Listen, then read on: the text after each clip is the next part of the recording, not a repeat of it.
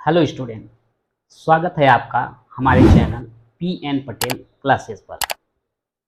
आज 15 अगस्त के दिन आप सभी को स्वतंत्रता दिवस की हार्दिक शुभकामनाएं।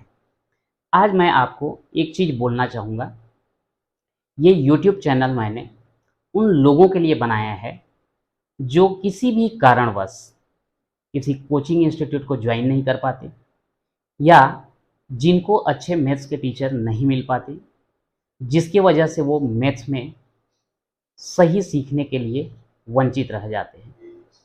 यदि आप हमारे चैनल पर लगातार बने रहते हैं तो आपको सभी चैप्टर का प्रश्नावली वाइज सभी क्वेश्चन जो है आसानी से हल करने का तरीका बताया जाएगा और आपको बेसिक कॉन्सेप्ट के बारे में बताया जाएगा ताकि आप अच्छे से गणित में पकड़ बना सकें।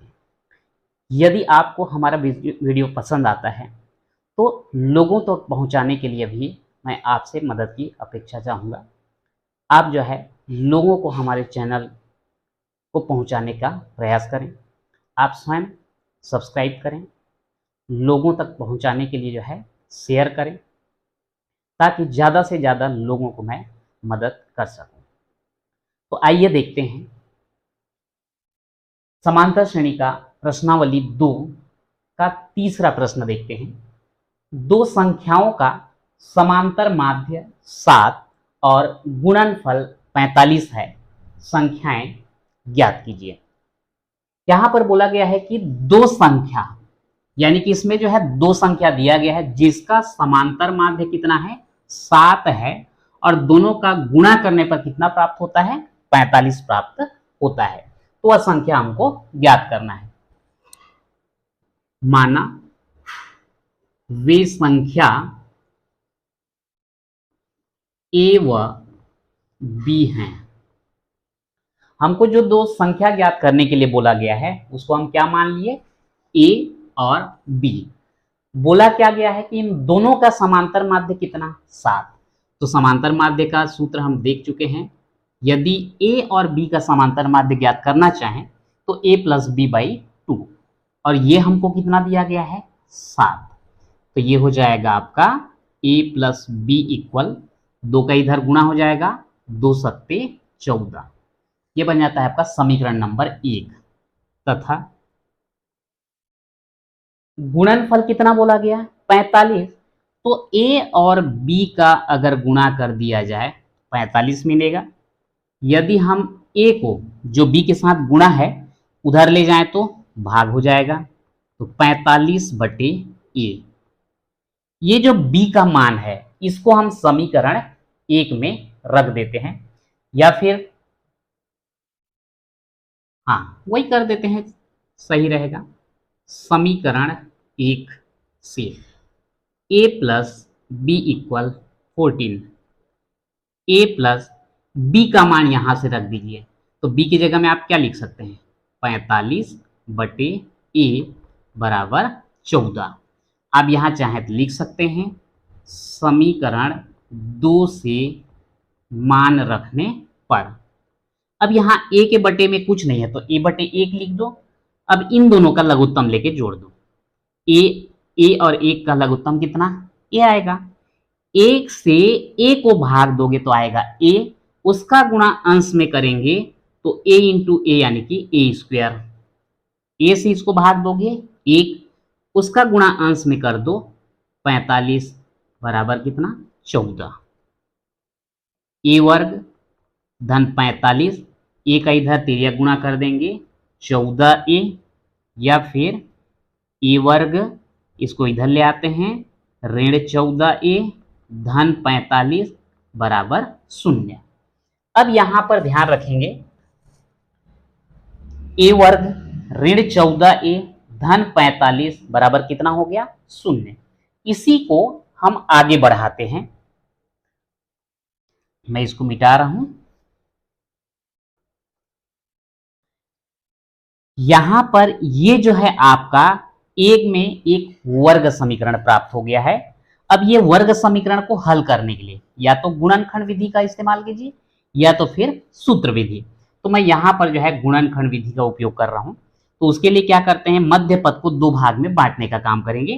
45 का आप गुणनखंड कीजिए, तो 45 का गुणनखंड करेंगे तो होगा 1 गुणित 45, 2 से तो भाग जाता नहीं, 3 से करेंगे तो 3 गुणित 15, और क्या जाएगा 4, 4 से नहीं जाएगा, 5 से जाएगा, 5 गुणित 9। अब इनमें से हमको ऐसा पेयर छांटना है, लास्ट में यहाँ क्या दिया गया है प्लस, तो यहाँ पर हमको ऐसा पेयर छांटना है कि जिसको जोड़ने पर हमको कितना मिले 14, गुणा करने पर कितना मिले 45। या आप पढ़ चुके हैं पिछले ये में, मध्य पद को दो भागों में बांटकर गुणनखंड करना। यदि आपको इसमें कोई प्रॉब्लम हो तो आप पिछले वीडियो में जा सकते हैं, या फिर बेसिक मैथ्स के अंतर्गत भी आपको मिल जाएगा। तो यहाँ पर अगर हम देखें, इन दोनों को जोड़ोगे 46, ये तो नहीं हो सकता, इनको जोड़ोगे 18, ये भी नहीं हो सकता, इसको जोड़ोगे 9 और 5 14, यानी कि यही वाला होगा। तो हम इसको क्या लिख देंगे, a वर्ग ऋण 5a ऋण 9a और धन 45 बराबर 0। अब इन दोनों को और इन दोनों को पेयर बना के हम कॉमन ले लेते हैं। इन दोनों में से उभयनिष्ठ क्या आएगा a, यहां से बचता है a ऋण 5, इन दोनों से ऋण 9 निकालोगे तो यहां से a ऋण 5 बराबर क्या हो गया 0। अब a ऋण 5 और यहां बच गया आपका a ऋण 9 बराबर 0, तो ये हो जाता है a ऋण 5 बराबर 0 या फिर a ऋण 9 बराबर 0। इस प्रकार से a बराबर 5 और यहां पर हमको मिलेगा a बराबर 9। तो यहां पर हमको a के जो है दो मान मिल गए, कितना कितना, एक तो 5 और दूसरा क्या मिला है 9। अब इसका मान जो है समीकरण 2 में अगर हम रखें तो हमको जो है b का मान प्राप्त हो जाएगा। अगर हम समीकरण 2 में मान रखेंगे, b बराबर कितना दिया है 45/a। अगर यहां पर a के जगह हम कितना रखें 5, तो 5 एकम और 5 निया, तो b का मान हमको कितना मिला 9। और यदि a का मान हम कितना रख देते हैं 9, तो b बराबर क्या मिलता है 45/9 यानी कि 5। कुल मिलाकर के यदि a का मान 5 रखते हो तो b का मान 9 मिलता है, और यदि a का मान 9 रखते हो तो b का मान कितना आता है 5। यानी कि वो दोनों संख्याएं कौन कौन से हैं 5 और 9। यहां लिख देंगे अर्थात वे संख्या 5 व 9 हैं। ये हमारा आंसर हो जाता है। आप देखेंगे तो यहां पर चेक करके देख सकते हैं, दो संख्याओं का समांतर माध्य 7, दोनों का समांतर माध्य ज्ञात करके देख लीजिए। 9 और 5 14/2 यानी कितना आएगा 7, गुणनफल कितना 45, तो 5 और 9 का गुणा करेंगे तो कितना आएगा 45। तो इस प्रकार से आपका आंसर कितना होगा 5 और 9। अगला क्वेश्चन है, दो संख्याओं का समांतर माध्य 6 और उनके वर्गों का योग कितना है 90 है, तो संख्याएं ज्ञात कीजिए। लगभग इसी के जैसे थोड़ा सा अंतर आपको मिलेगा, देखते हैं। माना वे संख्या a व b हैं, तो समांतर माध्य कितना बोला गया 6, तो a और b का समांतर माध्य क्या होगा a धन b/2, दोनों को जोड़ के 2 से भाग, बराबर कितना बोला गया है 6। तो a धन b बराबर 2 6 का कितना हो गया 12। ये हो गया आपका समीकरण नंबर 1। यहीं से आगे एक काम कर सकते हैं, अगर हम b बराबर लें तो ये कितना हो जाएगा 12 ऋण 1। आप इसको न दे करके इसको भी आप समीकरण 1 दे सकते हैं। अब उसके बाद वर्गों का योग कितना बोला गया है 90, तो यहां लिख देते हैं तथा a का वर्ग b का वर्ग दोनों का अगर योग किया जाए तो कितना मिलेगा बोल रहा है 90। अब यहां पर जो है ए का वर्ग धन बी बराबर यहां कितना है समीकरण 1 में 12 ऋण ए। तो ये बी का मान हम यहां पर रख देते हैं, क्या हो जाएगा 12 ऋण ए का वर्ग बराबर 90। आप यहां लिख देंगे समीकरण 1 से मान रखने पर ए का वर्ग धन, अब यहां पर एक सर्व समीका लग जाएगा ए ऋण बी का वर्ग क्या होता है ए का वर्ग धन बी का वर्ग ऋण 2ab। तो यहाँ पे ए का वर्ग यानी कि 12 का वर्ग धन बी का वर्ग यानी कि ए का वर्ग ऋण 2 गुणित ए यानी कि 12 और बी के जगह में कितना है ए बराबर कितना है इधर 90। ए वर्ग धन 12 का वर्ग यानी कि 12 गुणित 12 12 12 144 ये हो गया ए वर्ग और ये 12 दूनी 24 ए और 90 को इस साइड ले आएंगे तो ऋण 90 बराबर क्या हो जाएगा 0। अब यहां पर देखते हैं ए वर्ग दोनों को जोड़ दें 2a का वर्ग ऋण 24 ए और धन 144 और ऋण 90 है। तो ये आपका 144 और ऋण 90 दोनों का चिन्ह अलग अलग होने के कारण घटाएंगे, तो ये घटाओगे तो कितना आएगा ये आपका 4 और यहां पर कितना हो गया, अब सीधा सीधा जो है 14 में 9 घटा दीजिए कितना 5, तो ये हो गया आपका कितना 54। क्योंकि बड़े का चिन्ह धन है तो ये भी क्या हो जाएगा धन। पूरा समीकरण 2 से भाग जा रहा है तो भाग दे देते हैं, यहां 2 का भाग दोगे ए वर्ग, यहां 2 से भाग दोगे 12a और इसको 2 से भाग दोगे तो 27 बराबर 0। अब यहां पर पिछले क्वेश्चन में जैसा किए थे मध्य पद को 2 भाग में बांटने वाला वही काम यहां पर भी करेंगे।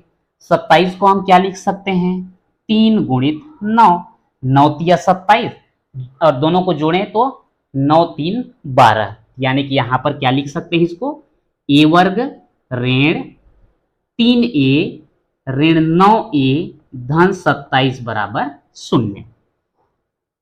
इन दोनों में और इन दोनों में पेयर बना करके जो है कॉमन ले लेंगे। मैं इधर को जो है मिटा देता हूं।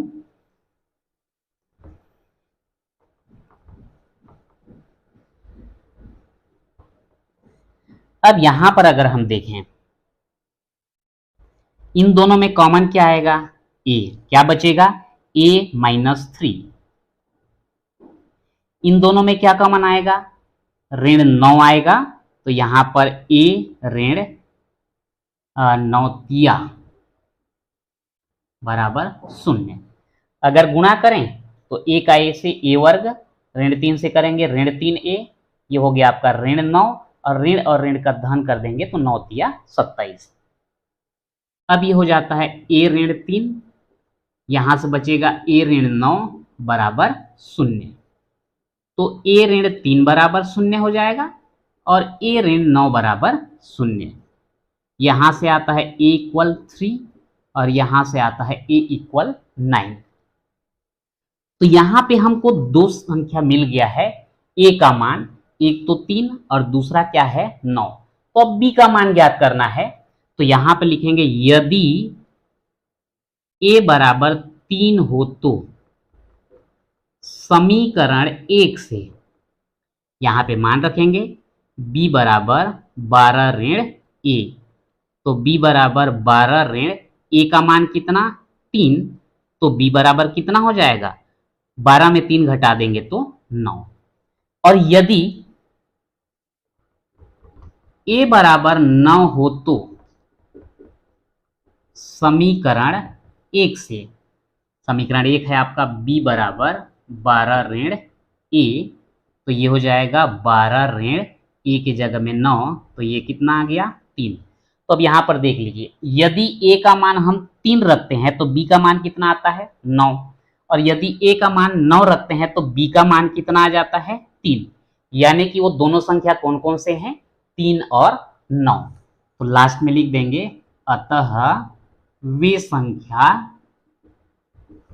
3 व 9 हैं और ये हो गया आपका आंसर।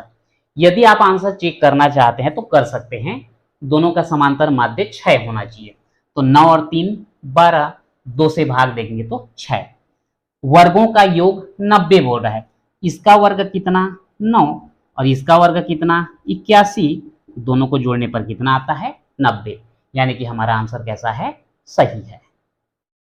अगला क्वेश्चन देखते हैं, पांचवा। ऋण 4 व 10 के बीच, ध्यान रखेंगे, ऋण 4 व 10 के बीच 6 पद निवेश करते हुए समांतर श्रेणी का निर्माण कीजिए। यानी कि आपका पहला पद ऋण 4 होगा, अंतिम पद 10 होगा, इनके बीच में 6 पद और हमको निवेश करना है, बीच में रखना है। तो आइए देखते हैं। माना ऋण 4 व 10 के बीच 6 पद A1, A2, A3, A4, A5, A6 हैं।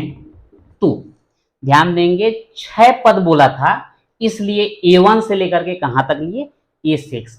तो ऋण 4 A1, A2, A3, A4, A5, A6 और लास्ट में कितना आएगा 10। ये जो है समांतर श्रेणी में होंगे। ध्यान रखना, ऋण 4 और 10 के बीच 6 पद बोला गया था, तो ये हमने 6 पद रख दिया।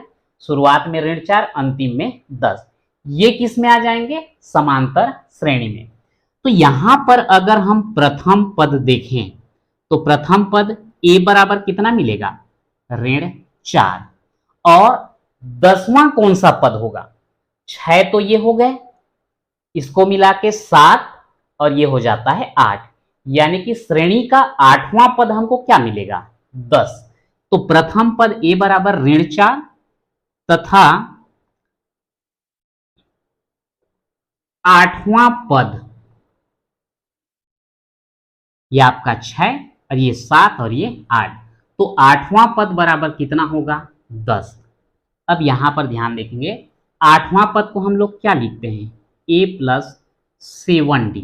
क्यों 7D आता है, A plus n-1 into D में अगर हम n की जगह क्या रखेंगे 8वां है यानी कि 8, तो A प्लस 8-1 इंटू डी। तो A प्लस कितना होगा 7D होगा। तो मैंने डायरेक्ट लिख दिया A प्लस 7D बराबर कितना 10। मान को रखो, A का मान कितना ऋण 4 धन 7D बराबर 10। ऋण 4 को उधर ले जाते हैं तो 7D बराबर 10 धन 4, 7D बराबर 10 और 4 14। D के साथ 7 का गुणा हो रहा है, उधर ले जाएंगे तो भाग हो जाएगा और D का मान कितना आ जाएगा 2। 7 से 14 को भाग दे दें। तो अब मैं इसको मिटाने वाला हूं, इसलिए यहां पर जो है मैं D के मान को लिख देता हूं 2। ठीक है, प्रथम पद A कितना मिला ऋण 4, सार्वंतर D कितना मिल गया हमको 2। अब हमको ये A1 से लेकर के A6 तक का जो है मान ज्ञात करना है। अब A1, अब मेरे को ये बताइए A1 जो है इस श्रेणी में कौन सा पद है, दूसरा पद। और दूसरा पद को हम लिखते क्या है A प्लस डी। मान को रख दीजिए, A का मान ऋण 4 और D का मान कितना 2। तो कितना मिलेगा, 4 में 2 घटाए 2, बड़े वाले का चिन्ह ऋण है। तो A1 कितना ऋण 2। A2 श्रेणी का तीसरा पद, तीसरा पद को क्या लिखेंगे A प्लस 2D। तो आपका ऋण 4 धन 2 और D का मान कितना 2। ऋण 4 धन 4 यानी कि 0। A3 कितना मिलेगा A प्लस 3D। तो ये हो गया आपका A का मान ऋण 4, D का मान 2, ऋण 4 धन 3 दूनी 6। तो ये कितना आ गया 2। इसी प्रकार से क्रम से A4 A plus 4D, A का मान ऋण 4 और D का मान 2, ऋण 4, 4 दूनी 8, तो कितना आएगा 4। 8 में 4 को घटा दिए और बड़े का चिन्ह लगा दिए। A5 ये कितना होगा A plus 5D, sorry small A का मान ऋण 4 और डी का मान 2, ऋण 4 धन 10 कितना आ जाएगा 6। A6 A प्लस 6D, ऋण 4 डी का मान 2, ऋण 4 धन 6 दूनी 12, तो ये कितना आ गया 8। तो इस प्रकार से यहां पर जो 6 पद निवेश करने के लिए बोला गया था क्या क्या है, ऋण 2, 0, 2, 4, 6 और 8। ये जो है 6 पद निवेश करते हुए हम समांतर श्रेणी प्राप्त कर लिए। तो लास्ट में उसको हम लिख देते हैं, अतः श्रेणी ऋण 4, उसके बाद आया आपका ऋण 2, 0, 2, 4, 6, 8 और अंतिम है हमारा कितना, ये 10। ये हमारा श्रेणी हो गया। तो इस प्रकार से आप आसानी से कर सकते हैं। अब यहां पर आप देखते हैं अगला क्वेश्चन में 11 व ऋण 7 के बीच, दोनों को कंपेयर करके देखिए। ऋण 4 व 6 के बीच बोला गया था, यहां पर 11 और ऋण 7 के बीच 6 पद यहां बोला गया था और यहां कितना बोला गया है 5 पद निवेश करते हुए समांतर श्रेणी का निर्माण कीजिए। दोनों क्वेश्चन में कोई अंतर नहीं है, सेम है। यहां पर 6 पद बोला गया था, यहां पर 5 पद बोला गया है। सेम वही तरीका होगा आपका। इसमें A6 लिए थे तो इसमें कितना लेंगे A5 लेंगे। प्रथम पद क्या बनेगा आपका 11 बनेगा और अंतिम वाला पद जो ऋण 7 है वो कौन सा पद होगा, बीच में तो 5 ले रहे हैं, वो 5 शुरुआत का 6 और ये हो जाएगा 7। मतलब यहां पर हम जो लिखे ना 8वां पद करके, वो क्या हो जाएगा 7वां पद। मेरे ख्याल से दोनों क्वेश्चन सेम हैं, इसलिए मैं इस क्वेश्चन को नहीं बता रहा हूं, वो आप अपने से बनाएंगे। यदि कोई दिक्कत होता है तो कमेंट बॉक्स में जरूर लिखें। तो इस प्रकार आज के वीडियो में हमने प्रश्नावली 2 में आपका क्वेश्चन नंबर 3, 4, 5 और 6 इतना हमने देखा। यदि इसमें कुछ दिक्कत होता है तो आप कमेंट बॉक्स में जरूर बताइए। इसका अगला क्वेश्चन हम नेक्स्ट वीडियो में कवर करेंगे। तो आज के वीडियो में इतना ही, मिलते हैं नेक्स्ट वीडियो में।